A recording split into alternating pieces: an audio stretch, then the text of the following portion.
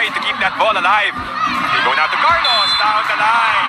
Mars Alba mag-aangas, Ivy Lacsina, tatarayang kay si Gemma Galanza, Alyssa Valdez balik first six na kaya, grabe, bakbakan. Bernadette Pons, Gemma Galanza at Tots Carlos maghahalimaw na naman. Gia talagang gagalingan ngayon laban sa Akari Chargers. At syempre, mga magiging kaganapan at bibigyan natin ng preview before ang game nila ngayong papalapit na laban nga na magaganap sa March 12, 2026. Kaya bago ang lahat guys, nakikiusap ako. Huwag niyo naman pong kalimutan mag-like, comment, and subscribe and pa-hit the notification bell for more PVL UAAP volleyball updates dito sa Pilipinas. Maraming salamat sa support guys. Pa-like and share and subscribe naman dahil road to 5K subscribers tayo. Malaking tulong na sa aking channel. Maraming salamat and God bless. At good news guys, napakamura na lang ng Chocomucho t-shirt, Creamline t-shirt na talagang affordable at remembrance nyo na para sa mga players sa PVL. At syempre mga sports shoes, sports bag at may kasama na bola na original ay ating ibibigay na murang-mura lang, kaya avail na kayo. At syempre malaking tulong na yun sa akin, kahit 5 pesos na commission lamang ay masayang-masaya na ako.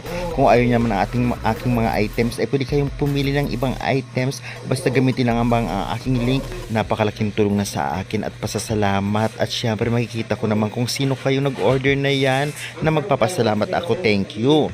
At syempre ngayon ay pag-usapan natin ang magiging laban sa March 12 ng Akari versus Creamline. Sa Fairall Center nga magaganap ang kanilang laban at mapapanood sa One Sports Plus, Pilipinas Live Signal Application at PBL.ph Live. 4pm nga pala ang kanilang laban.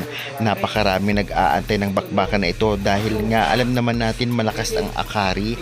Kahit medyo mataas ang rank kayo ng Creamline, hindi dapat sila magpakampante, lalong-lalo pa talagang mga veterans player din ang naglalaro sa Akari Chargers at minsan na rin silang pinahirapan.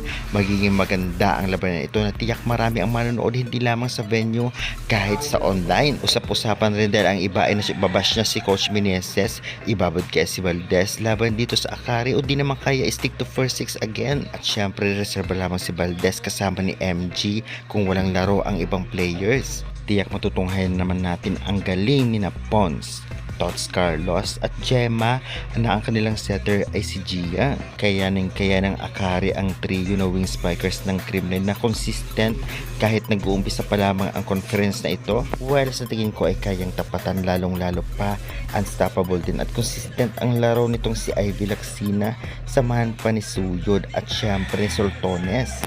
Kaya tiyak magandang labanan to. At syempre blocking system pareho magaling, offense at depensa pareho din magaling at hindi nagkakalayo.